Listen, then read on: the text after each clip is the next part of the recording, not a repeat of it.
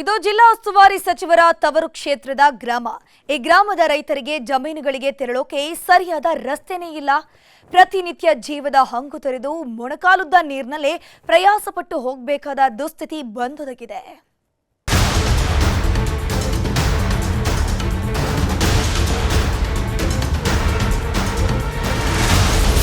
ಕೇಳೋರಿಲ್ಲ ಕಟಕ ಚಿಂಚೋಳಿ ರೈತರ ಗೋಳಾಟ. ಹರಿಯುವ ನೀರಲ್ಲೇ ಜನರ ಓಡಾಟ ಪರದಾಟ.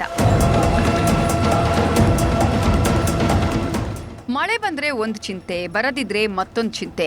ಇದೆಲ್ಲದರ ಮಧ್ಯೆ ಜಮೀನುಗಳಿಗೆ ತೆರಳಲು ಸರಿಯಾದ ರಸ್ತೆ ಸಂಪರ್ಕವೇ ಇಲ್ಲ.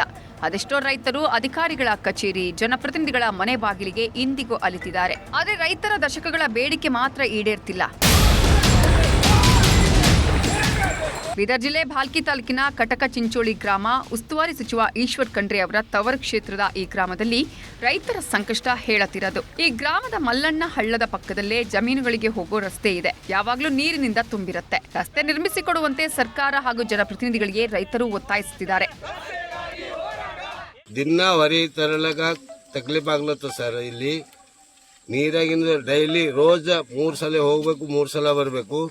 ಇದೇ ಅಂತಂದ್ರೆ ನಿನ್ನ ಹಾವು ಬಂತು ಕಾಲಾಗ ಕಚ್ತಾ ತಪ್ಪ್ಯದ. ಇದಕ್ಕೆ ಏನ್ ಮಾಡ್ರಿ ದಾರಿ ಮಾಡ್ಕೊಡ್ರಿ ಸರ್. ಇದು ಬೊಕ್ಕೋ ದಿವಸ ಆಯ್ತ ಸರ್. ನಮ್ಮ ಅಪ್ಪ ನಮ್ಮ ಮುತ್ಯ ಇವ್ರು ಹೋಗಿ ನಾವು ಮುಂದೆ ಹೋಗ್ಲಾಕ್ ಬಂದಿದ್ದೇವೆ ಸರ್. ಗಂಡ ಹೆಂಡತಿ ತೆತಿ ಮ್ಯಾಗ ಎತ್ಕೊಂಡು ಬರ್ಬೇಕು ಸರ್. 4 ಅಡಿ 3 ಅಡಿ ತಲೆ ಮ್ಯಾಗ ಎತ್ಕೊಂಡು ಬರ್ಬೇಕು, ಹೋಗ್ಬೇಕು. ನಮಗ ರೋಡ್ ಮಾಡ್ಕೊಡ್ರಿ, ಹಾದಿ ಇಲ್ಲ, ನಮಗ್ ತೋಲ್ ಸಮಸ್ಯೆ ಅದ. ಏನ್ ಬ್ಯಾಳಿ ತರ್ಲಕ್ ಬರಲ್ಲ, ಕಬ್ಬು ಒಯ್ಲಕ್ ಬರಲ್ಲ. ಪಾರ್ ಇದ್ರ ತನ ಉಗದಿ ಮಾಡಿ ಬಸವಣ್ಣ ಹಬ್ಬ ತನ ಆದ್ರೂ ನಮಗ್ ಕಬ್ಬು ಹೋಗಲ್ಲ. ಏನ್ ಬೆಳೆ ಹೊಲ್ದಾಗಿನ ಬೆಳೆ ಆದ್ರೂ ಮೈ ಮೇಲೆ ತರ್ಬೇಕಾಗ್ಲತ್ತದ. 4 ಅಡಿ 8 ಅಡಿ ಏನು ಬಿ ಹೋಗಲ್ಲ ಈ ಕಡೆ ಹಾದಿ.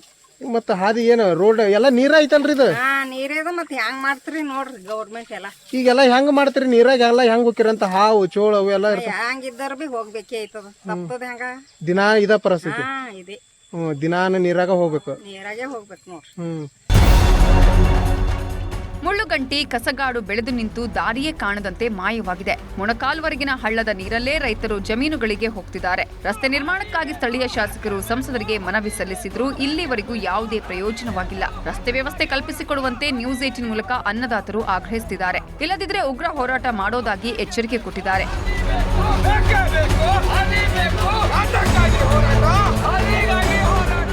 ಸುಮಾರು ಈ ಮಲ್ಲಣ್ಣನ ದೇವಸ್ಥಾನ ಅಂತ ಬರ್ತದೆ. ದೇವಸ್ಥಾನದಿಂದ 1 ಕಿಲೋಮೀಟರ್ವರೆಗೆ ನೀರು ಸದಾಕಾಲ ಅಂದ್ರೆ ವರ್ಷದ ಪೂರ್ಣ 12 ತಿಂಗಳು ಇರ್ತದೆ. ವಿಶೇಷ ಬರೀ ಮಳೆಗಾಲ ಅಷ್ಟೇ ಅಲ್ಲ, ಇವತ್ತೆಲ್ಲ ಊರಲ್ಲಿರ್ತಕ್ಕಂಥ ಎಲ್ಲ ಚರಂಡಿ ನೀರು ಕೂಡ ಇಲ್ಲಿ ಬಂದು ಸೇರ್ತಾವೆ.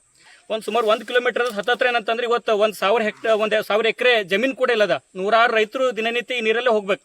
ಈ ಸಂಬಂಧಪಟ್ಟಂತ ನಮ್ಮ ಜಿಲ್ಲಾ ಉಸ್ತುವಾರಿ ಸಚಿವರು, ನಮ್ಮ ಸ್ಥಳೀಯ ಶಾಸಕರು ಕೂಡ ಅವರೇ ಆದಾರೆ, ಜಿಲ್ಲಾ ಉಸ್ತುವಾರಿ ಸಚಿವರು ಕೂಡ ಅವರೇ ಆದಾರೆ.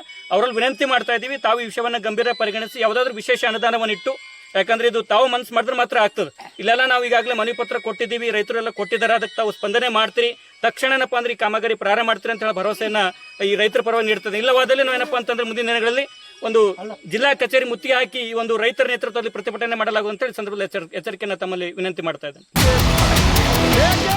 ನಾವು ರೈತ ಕುಟುಂಬದಿಂದಲೇ ಬಂದವರು, ರೈತರ ಪರ ಕೆಲಸ ಮಾಡ್ತೇವೆ ಅಂತ ಜನಪ್ರತಿನಿಧಿಗಳು ಮಾರುದ್ದ ಭಾಷಣ ಬಿಗಿತಾರೆ. ಇನ್ನಾದರೂ ರೈತರ ಸಮಸ್ಯೆಗೆ ಸ್ಪಂದಿಸಿ ರಸ್ತೆ ಅಭಿವೃದ್ಧಿ ಕಾರ್ಯಕ್ಕೆ ಮುಂದಾಗ್ತಾರಾ ಕಾದು ನೋಡಬೇಕಿದೆ. ದುರ್ಗಪ್ಪ ಹೊಸ್ಮನಿ, ನ್ಯೂಸ್ 18 ಬೀದರ್.